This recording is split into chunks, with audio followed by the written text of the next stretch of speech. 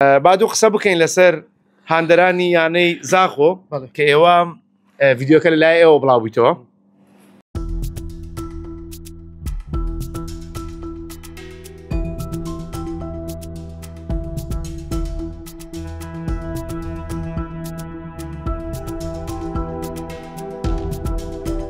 هەمووان دەزانین خەریکە هاندەرانی یانەی زاخۆ مێژوویەک بۆ خۆیان و بۆ کورد و بۆ کوردستان تۆمار دەکەن، بەڵام کەم کەسمان دەزانین کە ئەو ڤیددیۆی هاندەرانی یانەی زاخۆ چۆن گەیشتە میدیا جیهانیەکان و بە تایبەت ماڵپەڕی فەرمی فیفا.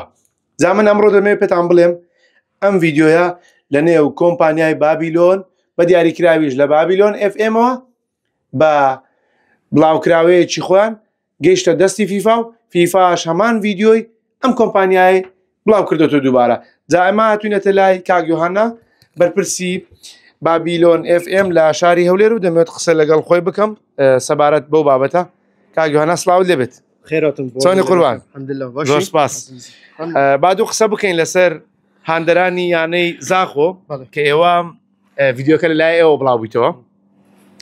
فیفاش هەمان ڤیددیۆی ئێوەی شێر کردوێتەوە دووبارە. چیرۆکە چۆن بۆ گەر سەرەتا بۆمان باز بکەی بە کورتی؟ بەدەستپێکی بۆ یاری زاخۆ یاریەک هەبوو ڤیدجا پشتەوانی زاخۆ چوبنا یاریێ و هەرشێت یاری و گول لەسەر عەردی هاوێت بوون بوو نەخۆشێت کانسەر کە پشتەوانیت واکۆ سەپۆرت کرد بوو ئەو نەخۆشانە. ڤیدجا ئێکیش گۆهدارên me ڤیددیو کردبوو بۆ me firê kir bû çunke gelek ji guhdarên me ڤیددیوa bû me firê dikin. Êca me balov kir piştî me valov kir trend bû geheşte derê welatê û geheşte komelgehê nîvnetewî hemiyan û fîfa jî dît bû لەسەر websayta xwe dana bû بۆ خەڵاتی باشترین بالضبط. کاک یۆهاننا هەمان ئەو ڤیددیۆی بابیلۆن FM شێر کردێتەوە فیفا؟ ئەو ڤیددیوە gelek kes nizanin bû gelek belav dikin bes ku nizanin em sorsîn ez ji me hat bû ewrî ka me belav kir بۆ me hat bû ڤیددیۆyê şilayê me ya hatiye derê.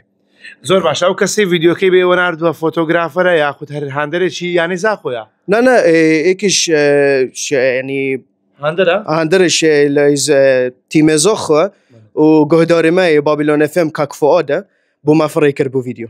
باشە کاک یۆهاننا دەبینم لە نێو ئۆفیسەکەتان بە حەماسن بۆی هاندەرانی یانەی زاخۆ ببنە باشترین هاندەر بۆ ساڵی 2025.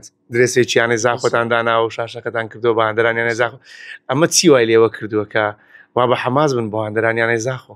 زانی دەفمە ئەم هەمی ناو ئۆفیسێدا و ناو کۆمپانیەدا مە هەمی دەنگی خۆ دایە زاخۆ مە دوێت ئەف خەڵاتیە بۆ مە بێتن بۆ خەلکێ مە بۆ وڵاتێ مە دێ خەڵاتێکی gelek شانازە و یعنی gelek وەکی دبێژن پرستیجە بالضبط و ئینتەرناشناڵە ڤیدجا مە دوێت و هیڤێدارین سێ ڕۆژێت ماین هەمی تەماشا بالضبط هەمی گۆدارên me و تەماشەوانiyên me çine ser websaytê fîfa û denkê xwe bidene zaxۆ çunki bes sê rojêt man.